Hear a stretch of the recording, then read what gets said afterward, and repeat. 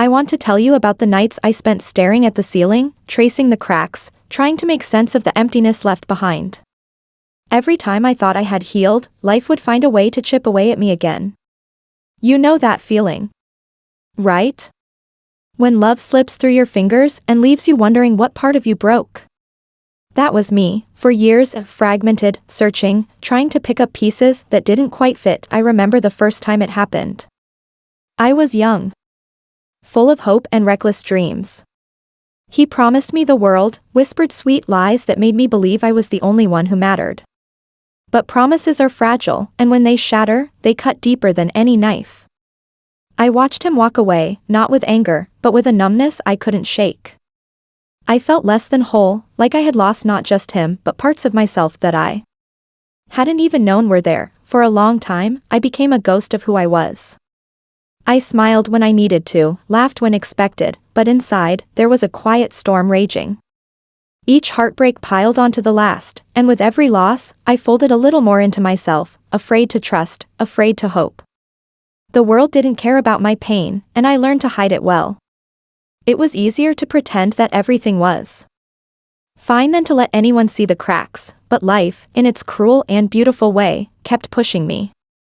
I found moments of light in the dark, small victories that no one else saw. Like the day I looked in the mirror and stopped trying to erase the bruises, both physical and emotional. I began to realize that the pieces I had lost weren't gone forever. They were waiting for me to find them again, to rebuild not the same person, but a stronger version, someone who didn't need anyone else to feel complete. The hardest part was forgiving myself. I blamed those broken pieces on my mistakes, on my flaws, and on the foolish hope that love could heal everything. But forgiveness is a quiet rebellion. It's not loud or dramatic. It's a soft, steady whisper in your soul that says, "You're enough." And slowly, that whisper grew louder until I believed it. This isn't a story about a fairy tale ending or a sudden transformation. It's about the slow, painful process of becoming whole after losing yourself. It's about learning to love the scars and the broken edges, knowing they tell a story of survival and courage. I'm not perfect. I'm still healing. But for the first time, I feel like I'm more than the sum of my heartbreaks. I've found my whole. The mornings after those long nights were the hardest. I would wake up feeling like a shadow of myself, dragging my feet through routines that felt meaningless. I worked a job that didn't fulfill me, surrounded by people who never really saw me. The pain was always there, lurking beneath the surface, like a quiet ache that no medicine could cure, but it was in those mundane moments, the ones no one notices, that I began to rebuild. I started small, making my bed every morning, taking a walk outside, forcing myself to breathe deeper. It felt ridiculous at first, like tiny acts couldn't possibly change the way my heart was shattered. But over time, those small victories stacked up. I met people along the way who didn't try to fix me or pretend everything was okay. They just listened. And that made all the difference. There's a kind of healing that comes from being seen, really seen, without judgment. I realized that I didn't have to carry my pain alone anymore, yet, every time I started to open up, a voice inside whispered doubt. What if they leave? What if this time, I'm really broken beyond repair? But I kept pushing, because the alternative was giving up on myself, and I wasn't ready for that yet. One day, I found myself sitting in a coffee shop, scribbling in a journal. Writing became my refuge, a place where I could pour out my fears and hopes without holding back. It wasn't about crafting perfect sentences or stories, it was about letting the raw emotions flow onto the page. And in those pages, I began to find pieces of me I thought were lost forever. Slowly, I started to build new dreams, not the reckless ones I had before, but ones grounded in reality, in who I truly was becoming. I imagined a life where I was enough, just as I was, scars and all. A life where I didn't need someone else's love to feel whole. It wasn't easy. There were days when the weight of the past threatened to pull me back into the darkness. But I learned to recognize those moments as part of the journey, not failures, but signs that I was still human, still healing. Sometimes, I would catch my reflection in a window or mirror and barely recognize the woman looking back. She was different now, quieter, yes, but stronger. Her eyes held stories of pain, but also of survival. And in those eyes, I saw the promise of a future I was finally ready to embrace. The turning point came unexpectedly, in the form of a simple decision. I realized that I had spent so long trying to fix what was broken inside me by looking outward, searching for validation, love, or acceptance from others. But none of that could fill the emptiness I felt. The change had to come from within. I began to set boundaries, gentle, but firm. No more tolerating disrespect, no more shrinking myself to make others comfortable. It was terrifying at first, the fear of losing people or facing loneliness felt overwhelming.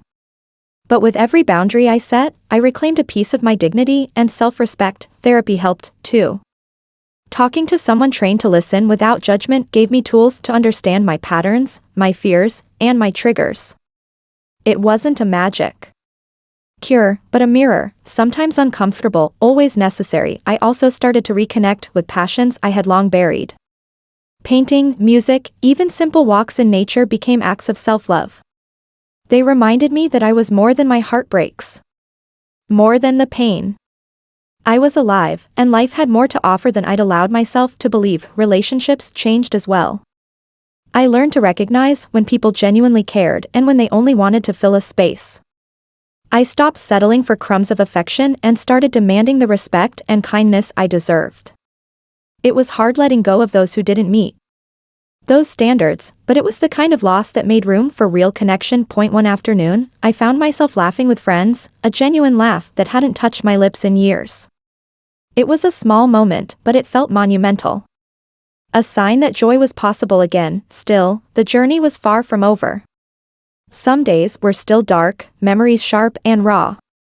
But now, I faced them with tools, with support, with a growing sense of self-worth. I wasn't just surviving anymore, I was beginning to live. The days that followed brought new challenges, testing the strength I was just beginning to build. Life has a way of throwing curveballs when you least expect them, a reminder that healing is never a straight line.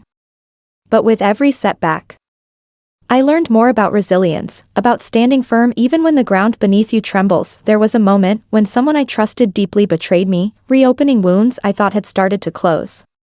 The sting was sharper than before because I had dared to hope again. I felt that familiar ache of loss creeping back, threatening to consume me. But this time, I didn't retreat into silence or despair. Instead, I allowed myself to feel the pain fully, and not to let it define me, but to acknowledge it as part of my story. I talked to friends who listened without judgment, I journaled endlessly, and I sought comfort in quiet moments alone, learning to be present with my emotions rather than running from them. I discovered the power of vulnerability, the strength in admitting when you're not okay. It wasn't weakness, it was authenticity. It was a step toward reclaiming my narrative, choosing how my story would be told. In the midst of this turmoil, I also found unexpected moments of grace. A kind word from a stranger, a spontaneous laugh with a loved one, the beauty of a sunset after a storm. These small sparks reminded me that life still held beauty, even when it felt shattered. I became more patient with myself, understanding that healing isn't about perfection but progress. Each day was an opportunity to rebuild, to find new reasons to hope and to love myself a little more. Looking back, I realize how far I've come. The girl who once hid behind masks and silence is now someone who faces the world with courage. Scars and all. I don't know what the future holds, but I'm no longer afraid to step into it, whole and unbroken. After months of wrestling with my past and learning to forgive both others and myself, I began to notice a shift. It was subtle at first, a quiet confidence, a growing sense of peace that no longer depended on anyone else's approval. This was my moment of true transformation, the point where I finally understood that my worth was inherent, not earned. I started setting new goals, small but meaningful. Things like volunteering at a local shelter, taking a cooking class, or simply spending more time outdoors. These acts weren't just distractions. They were deliberate steps toward rebuilding a life filled with purpose and joy. One of the biggest lessons I learned was how to embrace solitude without fear.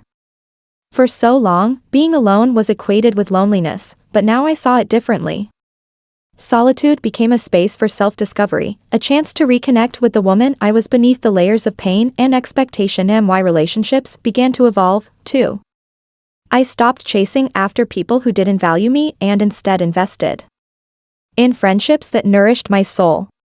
I found myself surrounded by a tribe of women who had their own stories of struggle and triumph, and together, we celebrated our victories, big and small. There were setbacks, of course. Days when old fears crept in or when the weight of the past felt overwhelming. But I met those days with compassion, reminding myself that healing isn't linear, and every step forward counts. Looking back, I'm amazed at how much I've grown. The girl who once lost herself in heartbreak has become a woman who stands firmly in her own light. I'm not perfect, nor do I need to be. What matters is that I'm whole, not despite my scars, but because of them. By the time I reached this point, I had learned that true healing wasn't about erasing the past, it was about integrating it into who I was becoming. Every heartbreak, every tear, every moment of despair had contributed to the woman I saw. In the mirror today, it wasn't an easy journey. There were nights when I doubted myself, wondering if I was strong enough to keep going. But with each challenge, I found reserves of resilience I never knew I had. I stopped looking for validation outside myself and started trusting my own voice. The people around me noticed the change, though not everyone understood it. Some were surprised by the quiet confidence I carried, others jealous or dismissive. But I learned not to let others' opinions define me. My self-worth was mine alone. I started to dream bigger, not in the reckless, naive way I had before, but with purpose and clarity. I envisioned a future where I could help others who felt broken, showing them that it's possible to reclaim your life and your joy. Looking back, I see how far I've come from that girl who lost a piece of herself with every heartbreak. Now, I am whole. Not because I never got hurt, but because I embraced every part of my story, the good, the bad, and everything in between. This is not the end of my journey. Healing is ongoing, a daily choice. But I face the future unafraid, with an open heart and a steady spirit, and that makes all the difference.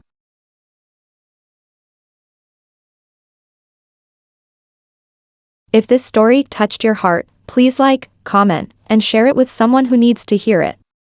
Subscribe for more real, emotional stories that reveal the quiet strength behind every pain and the power of rising again.